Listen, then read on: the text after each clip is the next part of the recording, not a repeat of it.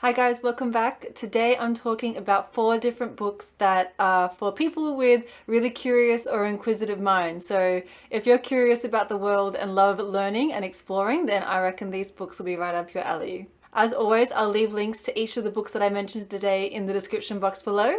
Let's dive right in. The first book I want to talk about today is Cosmos by Carl Sagan.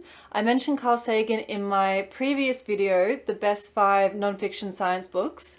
I am the biggest fan of Carl Sagan in the world. I absolutely love him. If you haven't read any of his books or you're not familiar with who he was a physicist who lived up until the 1990s, I think. And he wrote a number of books, the most famous of which being Cosmos.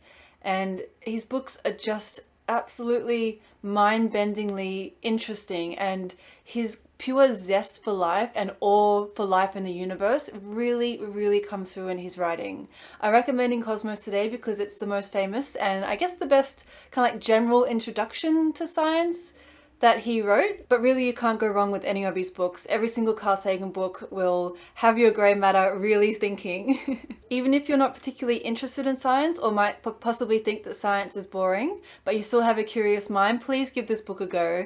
I promise you won't be disappointed. Carl Sagan writes about science, but he writes it for everyone of all backgrounds. So even if you have no previous knowledge or background of science, right up to those who might have degrees in science, this book is still relevant and still interesting and still wonderful. And it's just the best book that I can recommend if you're curious about life and the universe and everything. It's wonderful. And I get the feeling that even if you're not particularly interested in science now, after you read some of Carl Sagan's books, you will be. Following on from Carl Sagan is another science author that I personally think is the modern day Carl Sagan. It's Brian Cox, and I've got his really big book here, Wonders of the Solar System and the Universe. I'm not going to hold this book up for the entire video because it's very heavy, but this book is actually based off the BBC program by the same name, and it's actually a combination of 2 books, I think, one about the solar system and one about the universe. Again, even if you're not particularly interested in science, I recommend this book anyway. Similar to Carl Sagan, it's written for everyone, not only people with science backgrounds, and it just inspires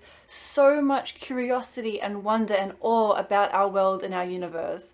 And if you have an inquisitive mind, like I'm assuming you do by watching this video, then again, you can't go wrong with this book either. Brian Cox has a number of science books, but the reason why I'm recommending this one in particular is because it has the most beautiful pictures in it as well.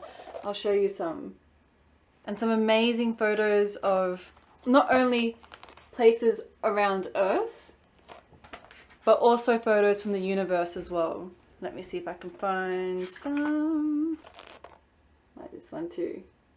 And I think the fact that Brian's writings in this book are accompanied by such vivid, beautiful photos, it just really enhances the whole wonder and curiosity of the world even more. Similarly to Carl Sagan, Brian Cox's wonder for the universe really comes through in his writing, and these books are so far from boring science, just like facts and figures. Like, these books are just amazing.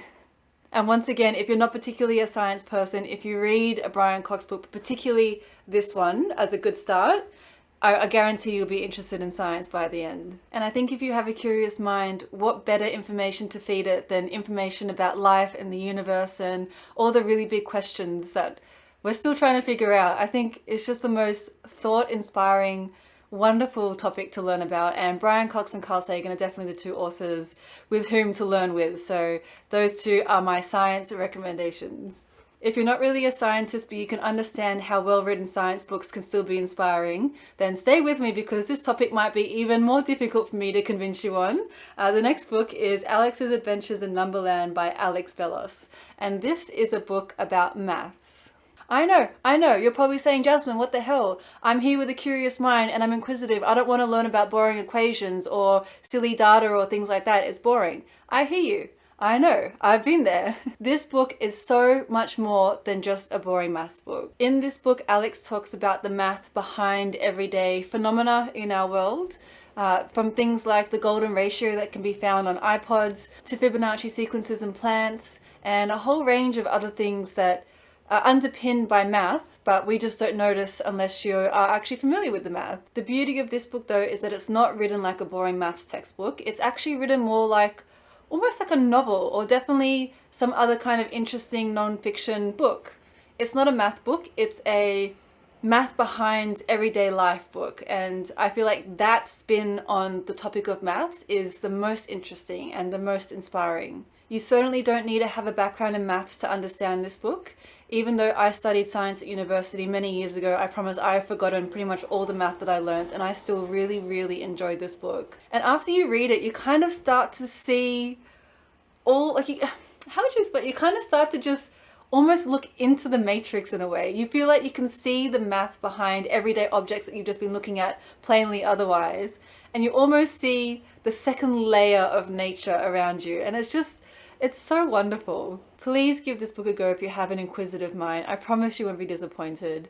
It's once again similar to the two science books that I've already mentioned. This book is just so thought inspiring, and I really recommend it. The final book that I want to talk about today takes us a little bit away from the science and maths genres, but not too far. It's The Brain That Changes Itself by Norman Doidge. I actually ended up picking up this book. You can see it's a bit old. I actually found this book in a park, and it was sitting on a bench, and it had a note on it that said, "Please take me home." Which, first of all, is so awesome that someone is just freely giving books to other people.